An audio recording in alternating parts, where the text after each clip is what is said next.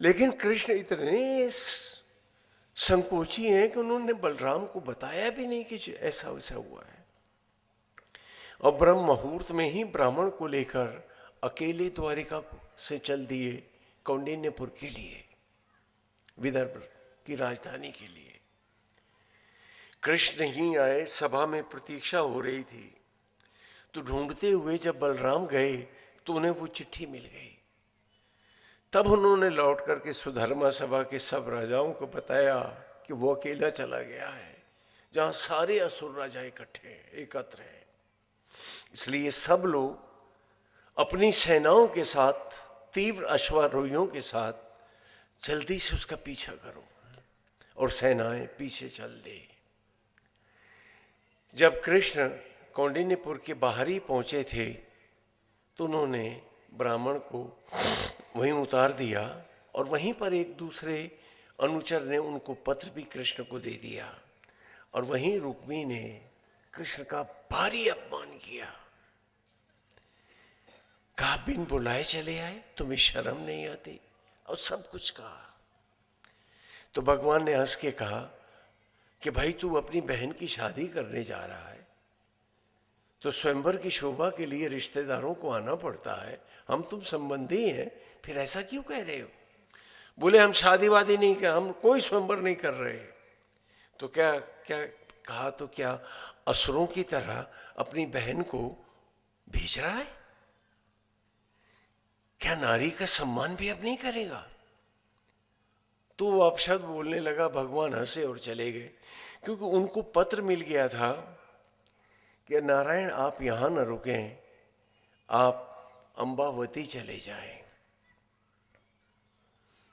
और कृष्ण अमरावती चले गए। वहाँ आज भी वो पत्थर की गुफा है जिसमें उन्हें 5 दिन 5 रात रहना पड़ा था। और उसके बाद एक दिन महाराज भीष्म किसी प्रकार घिरे हुए राज्य में से भी गुप्त सुरंगों के रास्तों से निकल करके मुद्गल के साथ अम्बावती पहुंचे।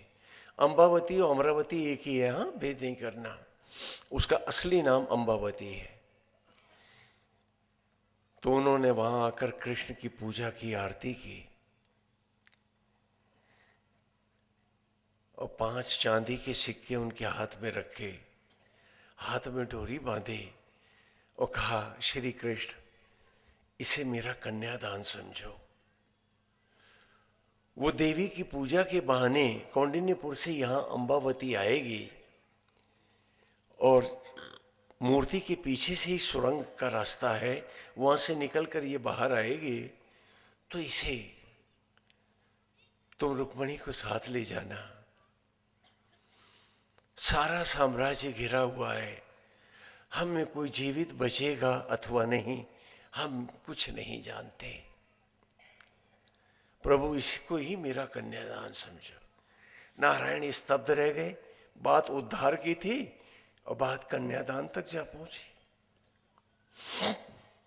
हाँ, उन्हें अभी तक आभास नहीं था श्री कृष्ण को।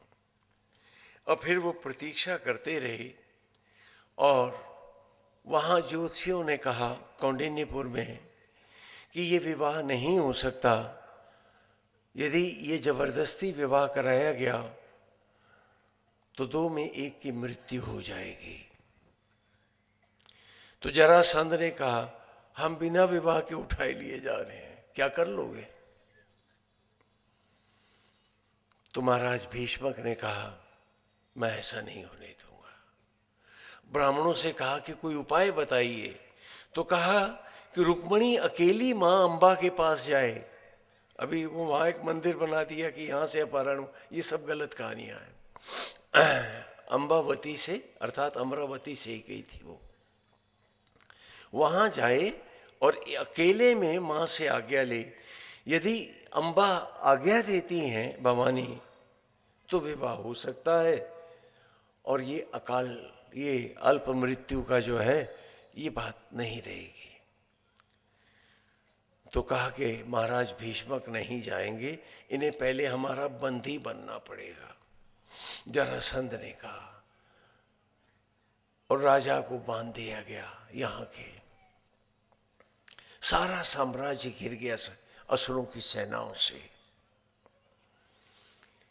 और जब यात्रा में चले तो रुक्मणी थी, उसकी 2 दासियां थी बस, और बाकी सारी सेना असुरों की थी। जरासंध कोई भी मौका छोड़ना नहीं चाहता था, और साथ में गए शिशुपाल भी। मंदिर पहुंचे, रुक्मणी ने मंदिर में प्रवेश किया, दरवाजा बंद करके जो दोनों दासियां थीं वो खड़ी हो गई कि वो एकांत में मां से बात करेगी। भीषण पानी बरस रहा था, उस दिन प्रभु की लीला थे। ऊपर जो सैनिक खड़े किए गए थे बुर्जियों पर, बरसात के कारण वो भी उतर गए थे। बिजली बार बार कड़क रही थी, और रुक्मणी ने अम्बा माँ को प्रणाम किया और गुफा के रास्ते पीछे को भागी। और जब बाहर निकली तो अम्बा नदी के तट पर पीपल के पेड़ के नीचे उसने श्री कृष्ण को खड़े पाया। छोटी सी थी और कृष्ण लंबे बहुत थे। उछलकर उनके गले में जयमाल डाली और रोने लगे।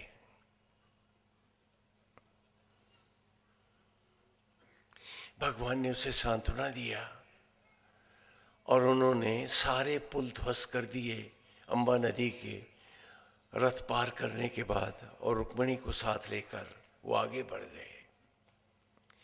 इधर जब दरवाजा नहीं खुला, देर हो गई, तो जरासंध ने दोनों सेविकाओं का वध कर डाला, काट दिया उनको। और दरवाजा खोल के भीतर गया तो वहां रुक्मणी नहीं थी। तो लौट के उसने कहा कि हमारे साथ धोखा हुआ है। और रुक्मणी को कृष्ण ले गया है।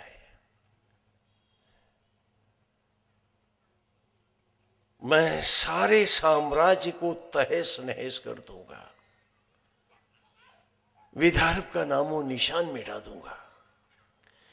तो रुक्मिणी ने कहा कि इसमें हम लोगों का कोई वो नहीं है, और महाराज भी इसमें शामिल नहीं है। चलो मैं गुप्त रास्ते जानता हूं और हम कृष्ण को घेरते हैं। और ये लोग पहाड़ी रास्तों से उसका पीछा किए।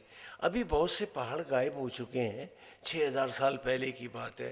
तुम्हें पता है पहाड़ों को कौन खाता है? कोई बता सकता है मुझे पहाड़ कौन खाता है? अरे पहाड़ पत्थर के होते हैं ना, इन्हें कौन खाता है? आदमी। तोड़ तोड़ के सारी पहाड़ियां खत्म करके और गिट्टी बना के बेच डाली आपने।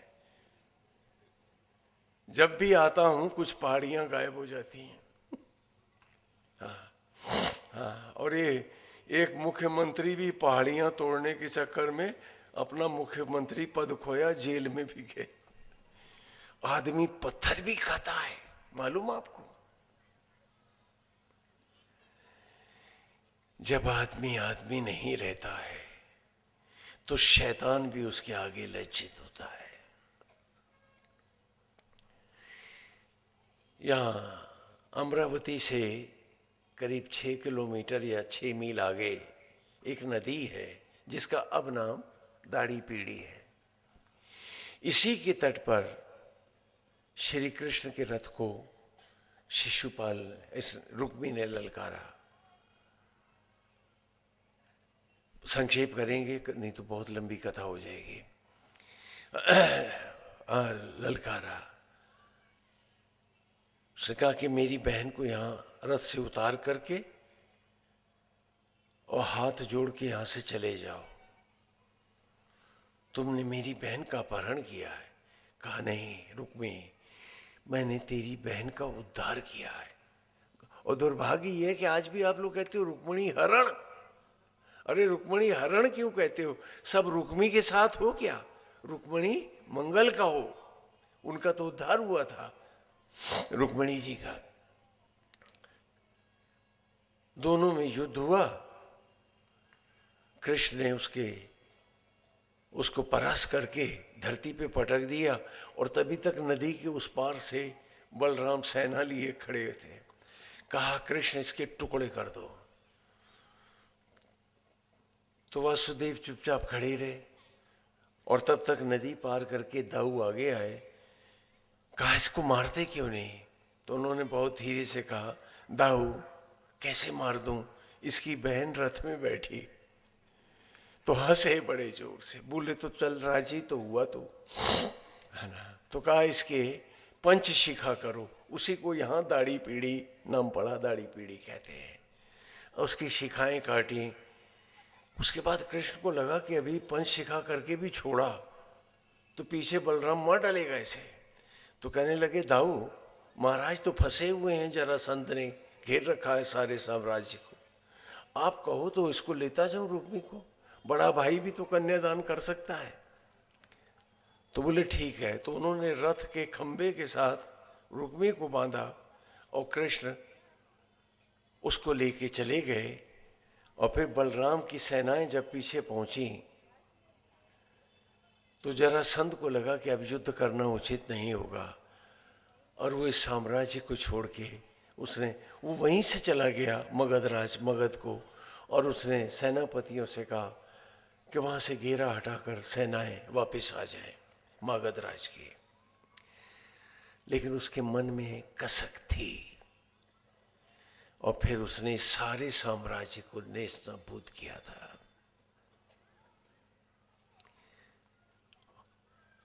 और बाद में सारे असुरों का संहार श्री कृष्ण ने करवाया था। भीम ने मारा था जरासंध को। ये इतिहास भरा पड़ा है। इन असुरों को इसीलिए मारा गया था कि निर्भय होकर लोग धर्मपूर्वक परिवार अपना जीवन जी